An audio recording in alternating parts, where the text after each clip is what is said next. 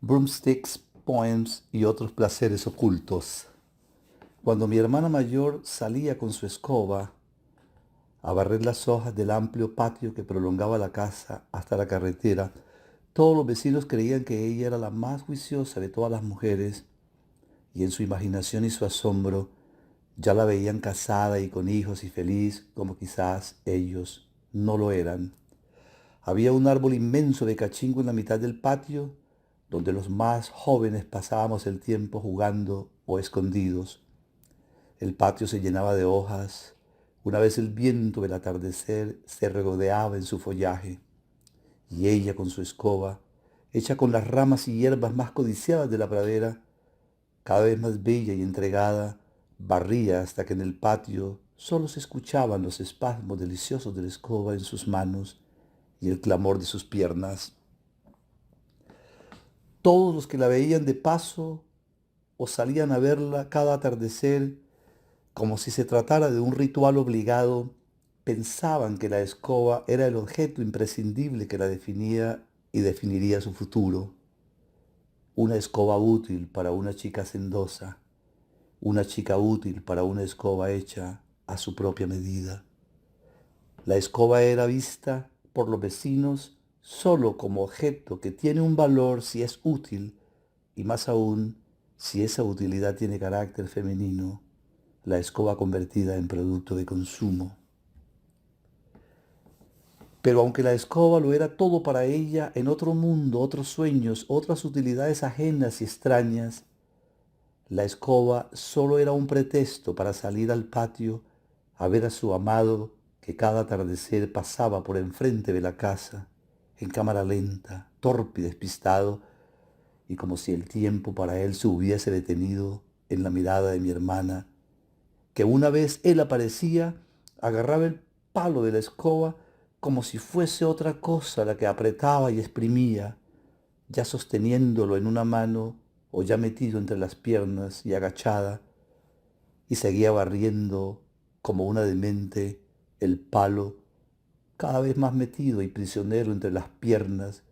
que cualquiera diría que quisiera echarse a volar. El palo hecho placer, tardes sin límites, hojas que el viento dispersa una vez más para que ella continúe su danza y su vuelo en los ojos de su enamorado, que de momento la ve volando en sus pupilas, aterrizando en sus pupilas, ahogándose con su escoba y su palo en sus pupilas, y como si las ramas y las hierbas que forman la escoba siguieran barriendo hojas y desechos en sus pasiones más ocultas. Utilidad, servicio, propósito, necesidad, salud, limpieza, valor agregado serían palabras que podemos asociar o juntar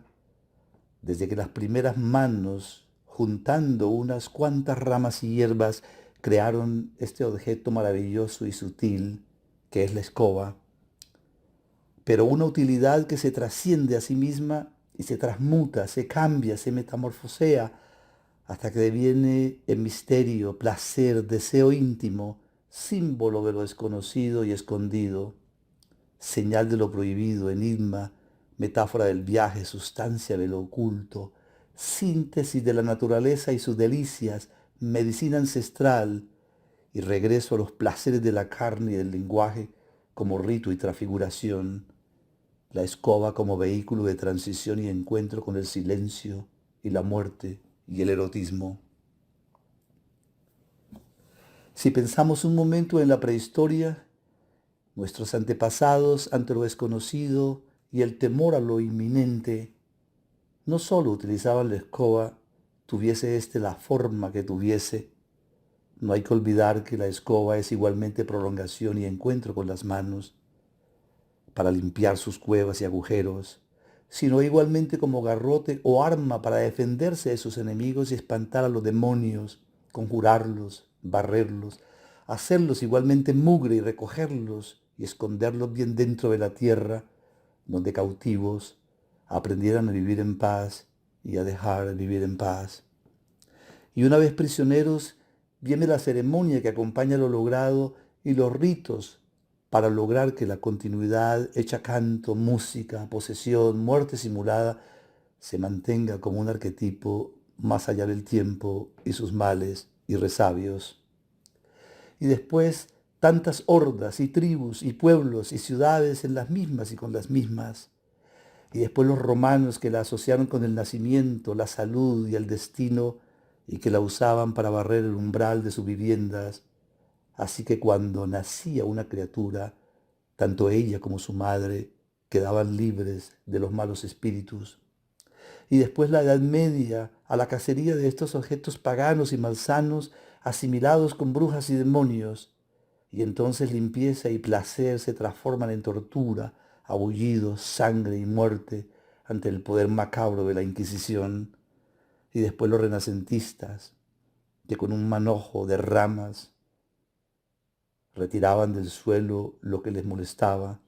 Y la verdad es que había mucho para barrer, retirar, hacer a un lado, sepultar, evaporar,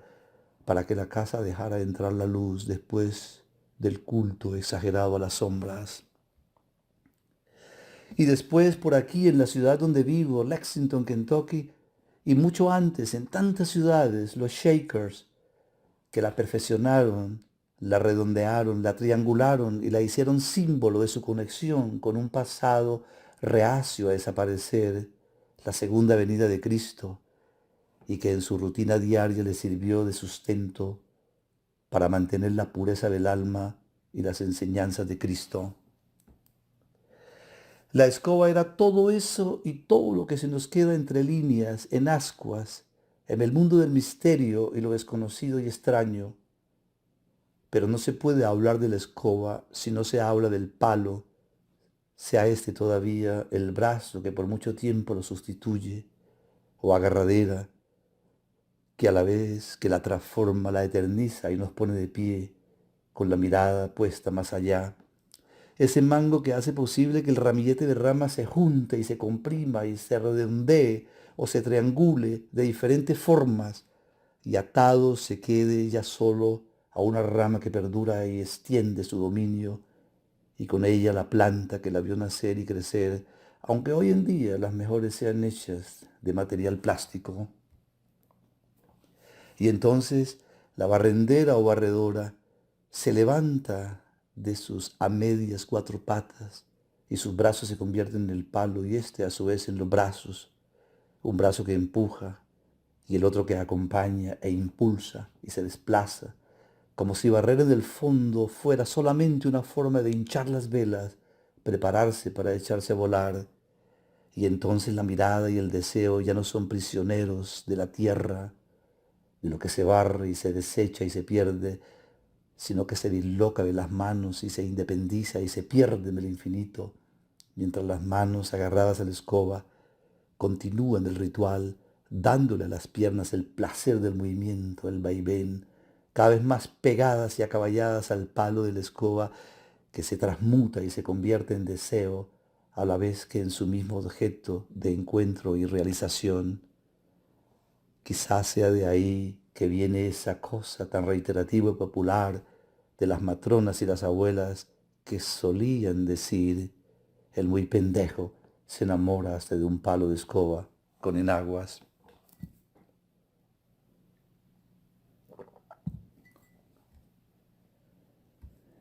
Pero la escoba es eso y es mucho más que eso. Lo que la escoba guarda en su carácter de objeto simple y muchas veces tan menospreciado es la sabiduría, el conocimiento. Durante la Edad Media, en sus ramas, las curanderas escondían las plantas alucinógenas y otras hierbas que usaban para curar y tratar diversas enfermedades y dolores y que los apóstoles de la Inquisición buscaban con tanto celo, ya que eran la evidencia, la prueba puntual que les permitía continuar con la quema de esas primeras sacerdotisas de la medicina. Para los sacerdotes del Santo Oficio, el poder de estas plantas era cosa del demonio, lo mismo que las mujeres que las cultivaban, procesaban y las convertían en pomadas, brebajes y remedios. Curanderas que para ellos eran solamente mensajeras del demonio o simplemente brujas,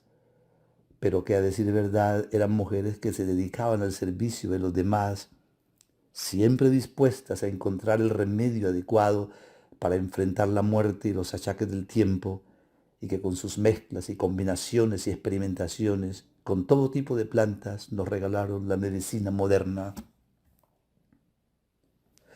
Por otra parte, esas plantas y hierbas curativas y alucinógenas que se mezclaban en grandes calderos y se cocinaban y hervían a diferentes temperaturas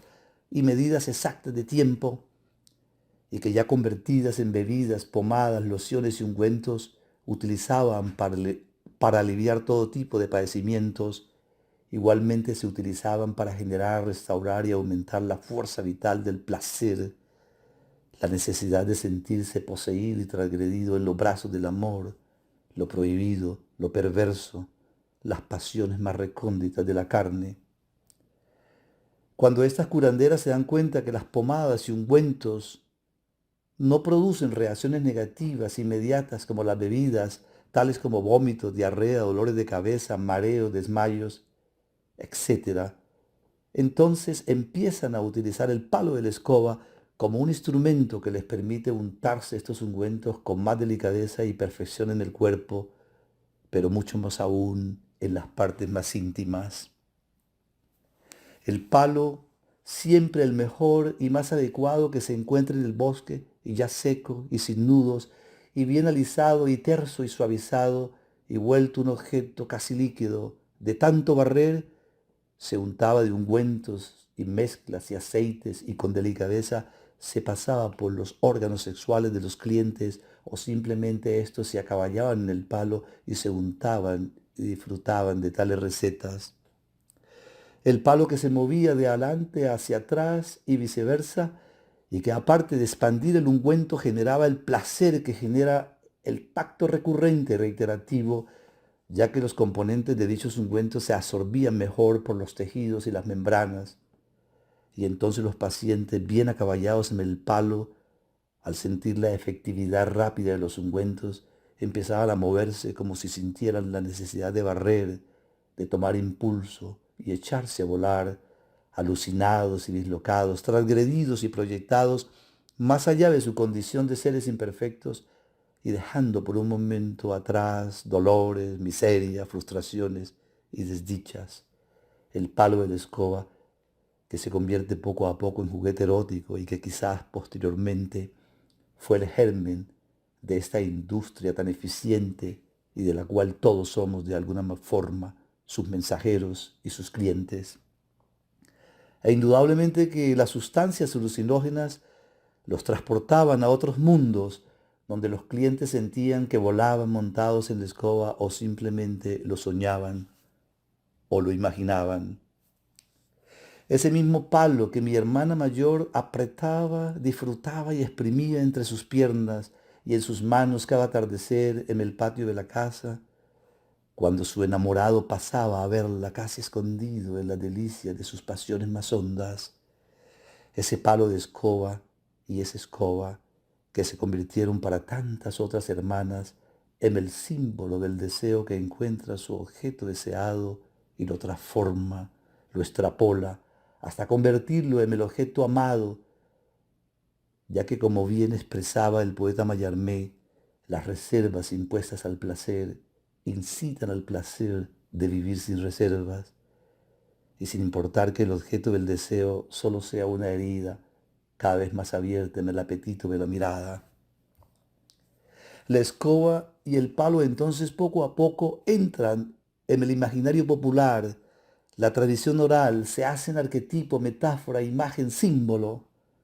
Si los brujos o magos cuentan con una varita mágica, la escoba sería la vara mágica de las brujas, y aparte de ser un objeto casi mitificado de lo doméstico en todas las culturas, también entra en el reino de lo psíquico y de la literatura, y especialmente en el de la poesía. Desde tiempos remotos aparece de diferentes formas en muchos poetas destacados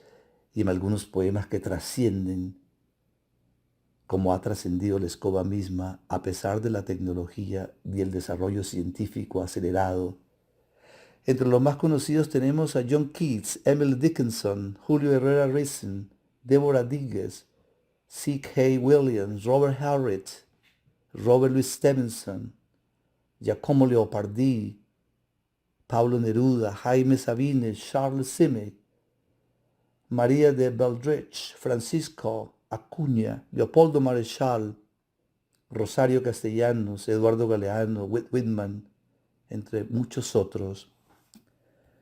No me propongo aquí discernir el significado de la escoba en estos poemas, ni mucho menos hacer un estudio comparativo, lo cual me tienta, sino que para terminar este ensayo voy a tomar algunos versos o fragmentos importantes de algunos de los textos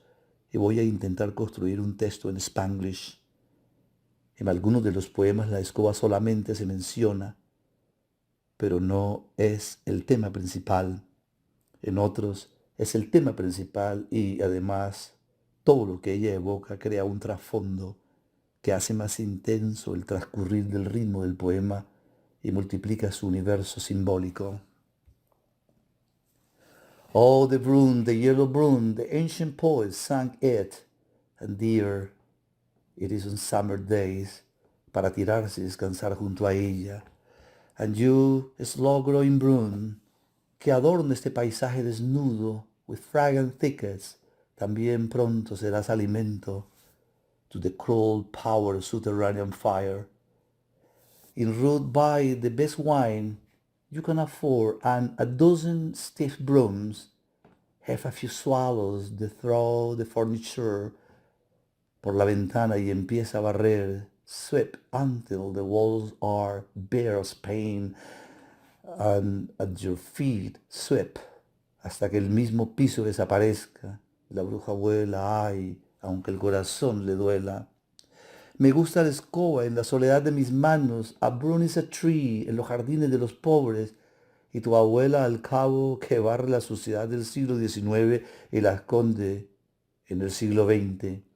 mientras tu abuelo arranca una paja del manojo para limpiarse sus dientes. ¿Dónde estará la bruja de Becerra que sembraba su escoba y probaba su tierra? Negras amazonas pasan a horcajadas en palo de escoba y el negro corrillo de sombras eternas zumbando se agrupa. She sweeps with many colored brooms and leaves threads behind. Oh, her wife in the evening west, come back, and dust the pond till brooms fade softly into stars. Like brooms still, la nieve y el viento. He swept the winter street, una escoba en mis manos, sweeping out beach, sand, salt, soot, el polen y las agujas de los pinos, las hojas que quedan de diciembre, a mass, wasp, moth, flies crash to wafers, las primeras cascarillas de las semillas de la primavera, and then the final tuft lie down, and red bud petals, como el otoño que deja tantos pétalos, y con cuidado al bailar con la escoba, que nadie me vea, and when I hack at the floor with the broom like an axe, I bought a new broom today and swept the corners of my brain.